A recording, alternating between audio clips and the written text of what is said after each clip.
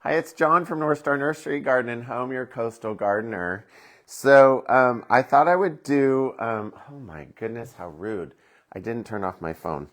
I thought I would do a little video today on petunias and calibrachoas. Um, the old time petunias are, lovely and all, but the new and improved varieties of petunias are just off the charts. And then I also want to talk about calibrachoas, which are kind of what people call a mini petunia. It's kind of petunia-esque, but it is in its own family. To start with, I wanted to show you, this is one of my favorites. This is Headliner Night Sky. This is a petunia that's been on the market now for probably 5 or 6 years. It is probably, for us at least, one of our number one sellers. It is an incredible bloomer, and it does spread quite a bit. So there are a lot of different petunias, but this one in the Headliner Night Sky series, height is 10 to 16 inches and the width is 24 inches. So these do really, really well in a hanging basket. Of course, they do very well in the ground as well. So full sun situation, everything I'm showing you is for full sun, a minimum of 4 hours. And I usually say that that window is somewhere between like 11 and 5 is really when you want that sun. Morning sun isn't going to give you very much as far as bloom production, and you'll end up with kind of lanky looking plants. So that's Headliner Night Sky. Within the Headliner series, there's so many. The Headliner series is quite large. This is another one called Headliner Pink Sky, which does sell okay, but doesn't sell as well. And I'm kind of surprised because it's a really sweet flower. I think it would be really neat to pair it with other darker pinks to kind of play with it. A lot of these petunias are what we call self-cleaning. And so what happens is the flowers just fade and drop off. Same with the calibrachoas. This one, I hope I don't regret doing this because I only have one tray of these. And honestly, I want some of them. It's called Petunia Bluerific. Sorry, I was going to get in there for you. This color, it's that perfect kind of ombre effect of dark to light. So this little guy is in its own little series. I've not heard a lot of that about the Bloomerific series. 8 to 10 inches wide, and again, up to 24 inches. Sorry, 8 to 10 inches tall, 24 inches wide. And I just think that is stunning. So there's that. I also wanted to point out the fact that we have petunias in 4-inch pots. We also have some petunias in 6-packs. This is Easy Wave Blue. It is currently not blooming. This is Easy Wave Blue. So this is what it looks like in full color. Very, very pretty, deep, deep, deep color. The Easy Wave series, all of them get quite large. So Easy Wave is usually about 10 inches tall, and I would say probably a max of almost 3 feet. So if you're looking for a petunia to kind of fill in a bed, Easy Wave is the name of the game. And the one thing to remember on Easy Wave, they're gonna get big. So when you go to plant them, don't crowd them too much. So remember that they're going to get 36 inches.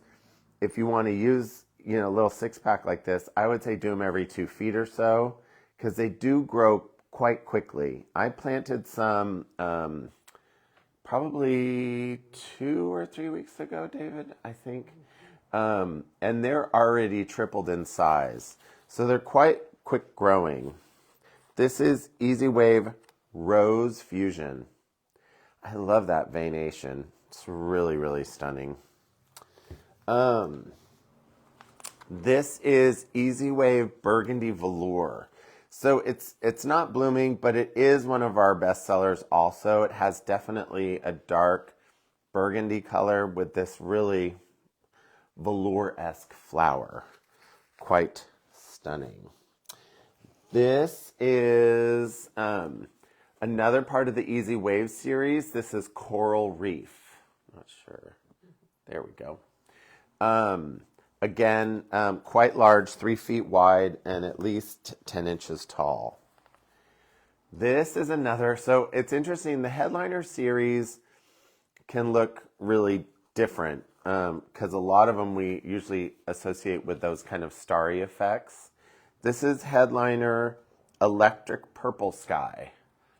I wouldn't call it a sky thing, but again, the veination on that is really quite stunning. We talked about night sky. Oh, I wanted to show you, since we're going into Calibrachoas, this is a Calibrachoa basket that we got from Gaddis Nursery. And this is it's one of those mixes called Diva La Vida. And it's just Calibrachoas. Sorry. But it's stunning. There are so many Calibrachoas. What I try to do when I'm buying them is just make sure that they're in bloom because it's really easy to get seduced by the descriptions. So I try to bring in things that are blooming.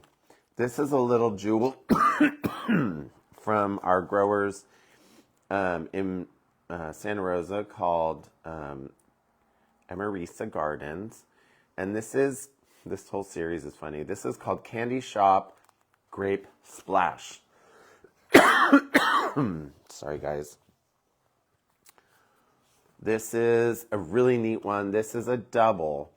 It's from the Mini Famous Uno, and the name is Funtopia Pink. Now, my thought, but I could be wrong, is that they took this one, which is called Cha-Cha Electric Pink, and hybridized it to be a double, because I think they're very similar in coloration. A lot of the Calibrachoas will top out about 8 to 10 inches and usually about 12 or so wide. Yep, 8 to 10, 12 to 14. So a really great spiller if you're looking for a spiller. This one is Mini Famous Neo White and Yellow Eye. Really pretty. If you're doing like a moonlight garden, this would be gorgeous because it'll give you a little bit of that light color and the white color. This one I just think is gorgeous. There's a whole series called the Ombre series. And for those of you that don't know what ombre is, it's the transition of color from dark to light. And this is called Ombre, ironically, Blue. I love it when they call things blue when they're really more purple. But growers do that a lot. You're getting in there. It's pretty. Yeah, I'm surprised. This one's actually, we've had a tray of these for a week now, and I'm surprised that they're not gone because they're absolutely gorgeous. Oh, okay, planting. I forgot something, so I'm going to go grab it. This is why we love live TV, because I'm willing to be absolutely crazy. When you are going to plant kind of anything almost nowadays in a hanging basket, you really want to consider the fact that a hanging basket is completely exposed. And so it has wind, which is a big transpiration, which it means sucks the moisture out of the plant. And then it's just in full sun most of the time. So, and it's a small amount of soil. So what you want to consider doing is using this product. It's called Soil Moist. This is kind of a glorified Jell-O granule. And what you do is use about, I'd say about a teaspoon. Remember this, a little goes a long way. And so just about a teaspoon into kind of a traditional 14-inch basket, mostly down by the root zone when you're going to plant. That will really give you another day of watering between your normal watering so that they don't get stressed. What I do when I have existing baskets that didn't get this when they were planted, or existing pots that I need to buy some time between waterings, I will make a pilot hole either with a screwdriver, a chopstick, fill in the blank, and then sprinkle down in that like a half a teaspoon in each hole. I usually do about 2 or 3 holes around the plant's base, and then push those granules down with that same chopstick or screwdriver so that they're down low. This absorbs and doubles in size and will definitely help out with moisture retention. Of course, always using Sure Start when you go to plant, really, really critical. This will set your plant up for success for the season ahead. All of these plants will bloom pretty consistently all the way until it's almost usually like November or even December, depending on how cold our early winter is. The Calibrachoas can sometimes winter over. They're grouped as a perennial, but sometimes the combination of our wet and cold is not a win-win situation for these guys. The petunias, oddly enough, I've had them kind of go through and look kind of rough. But usually by the time January, February comes, they're so rough looking that I just pull them out. I have tried cutting them back and fertilizing them and seeing if they would go a second year, but honestly, it's really not worth it because the plant is just so tired at that point. It's time to go to the compost heap. On all of your baskets and or pots where you have annuals, remember they're going to do better if you're fertilizing them on a regular basis. So even though you've done the Sure Start, I would strongly suggest doing Maxi at least once a month during the growing season to kind of keep everything lush and doing what it's supposed to do. We like to eat, so do the plants.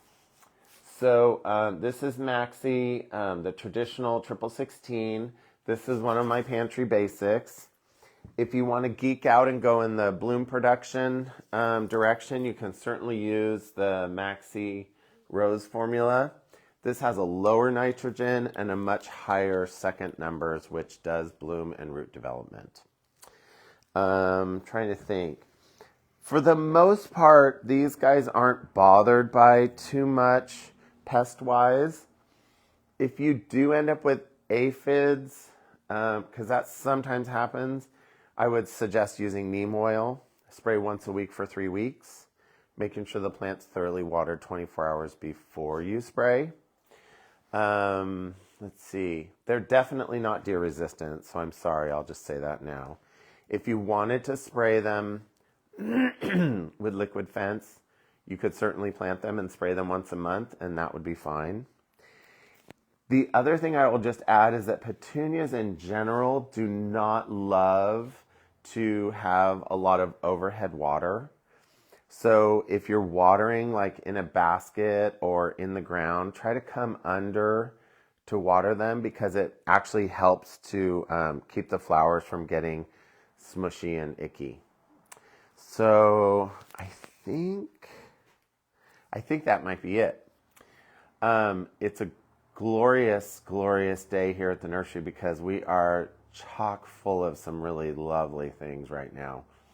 And so if you haven't been by lately, you might want to stop by. And I think that's kind of it. I hope you guys are having a great day, and we will look forward to seeing you at the nursery.